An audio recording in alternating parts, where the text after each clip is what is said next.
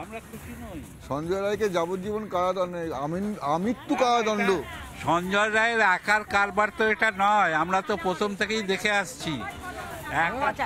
যত ওখানে ছিল আমরা প্রথম থেকে দেখছি সবারই সাজা হওয়া উচিত, শুধু সঞ্জয়ের হবে যে এটা আমরা মানতে পারছি না, এটা আমরা মানতে পারছি না। মানে শুধু একাদশী নয়, না ও একাদশী না, এর মধ্যে অনেকেই আছে এবং তা প্রত্যেকেরই শাস্তি হওয়া দরকার, এই হলো কথা। আমরা এতে আমরা না। যারা যারা একসঙ্গে খাওয়া দাওয়া করেছিল প্লাস ওরা ডাক্তাররা আরো সঙ্গে ছিল, ওরা কোথায় গেল? একার দ্বারা তো এই জিনিসটা হচ্ছে না, একার দ্বারা তো হয় না, এটা 5 জন মিলে করেছে, সেই 5 জন কোথায় গেল? একা যে উনি শাস্তি পাবে সেটা হবে না, আরো তো সব আছে, আরো সবাই আছে, তাদেরও দিতে হবে। তারও 5 জন না থাকলে উনি ও একা কেন শাস্তি ভোগ করবে? একা কেন শাস্তি ভোগ করবে? আরো যারা সিবিআই কি করলো? এটা ওকে একা শাস্তি দিচ্ছে, ও তো বলছে এই যে আমাকে দিয়ে সব করে নিয়েছে, তা সত্ত্বেও ওকে যখন এই কথা বলছে আমরা এটা মানতে পারছি না, আমরা এটা করতে পারছি না।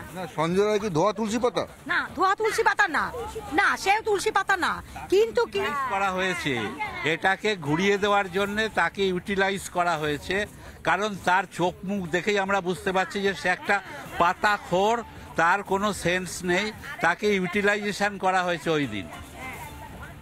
আমাদের তাই মনে হয়, আমরা তো বিচারকও নই, আমরা সাধারণ মানুষ।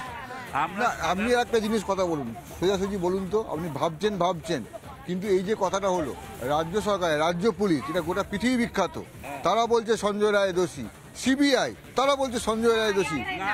না, রাজ্য পুলিশ কি বললো সেটা নয়, আমাদের যে বাস্তব অভিজ্ঞতা, আমার আজকে 75+ বয়স, এই বয়সে আমার তো কিছু অভিজ্ঞতা হয়েছে, সেই অভিজ্ঞতা দিয়ে আমরা বুঝতে পেরেছি যে এই যে মানে হত্যা, এই হত্যার পেছনে একজনের কাজ নেই, তাকে ইউটিলাইজ করা হয়েছে, ওইটা দেখিয়ে আমাদের দৃষ্টি ঘোরানো হচ্ছে।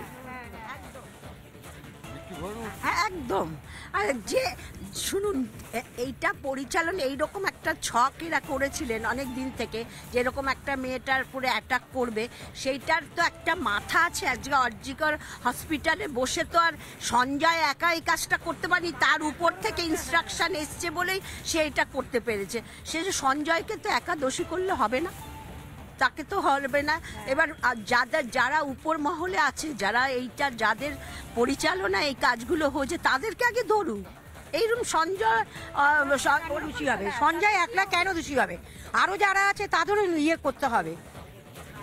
যেমন একসাথে বসে খাওয়া দাওয়া হলো, ওনারা কোথায়? ওনাদের তো ডেকে আনছে না, কোনো সময় তো টিভিতে দেখাচ্ছে না, যা সবাইকে দেখে তাদের দেখতে চাই, ওরা কি বলছে সেটা শুনতে চাই আমরা, ওনারা কি বলছে। কারা সেই রাত্রে ওই ডক্টর মহিলার সাথে খাওয়া দাওয়া করেছিল, সেই মহিলাদের ছবি আমরা দেখতে চাই, আপনারা দেখান।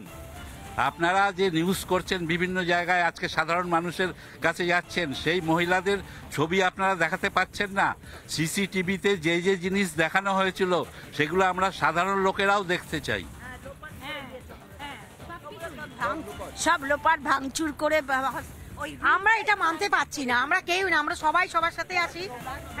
একটা মেয়ে এইভাবে নৃশংসভাবে হত্যা হয়েছে, এটা একার দ্বারা কোনোদিন। এই যে বিভিন্ন ধরনের কথা বলছেন, আপনারা বলছেন এখানে ঘটনা নেই, আমরা সব খবর। নানা ধরনের কন্টেন্ট দেখার জন্য লাইক করুন, শেয়ার করুন আমাদের ফেসবুক পেজ, সাবস্ক্রাইব করুন আমাদের ইউটিউব চ্যানেল, পাশাপাশি অন্যান্য ব্রেকিং নিউজের জন্য অবশ্যই চোখ রাখুন রিপাবলিক বাংলায়।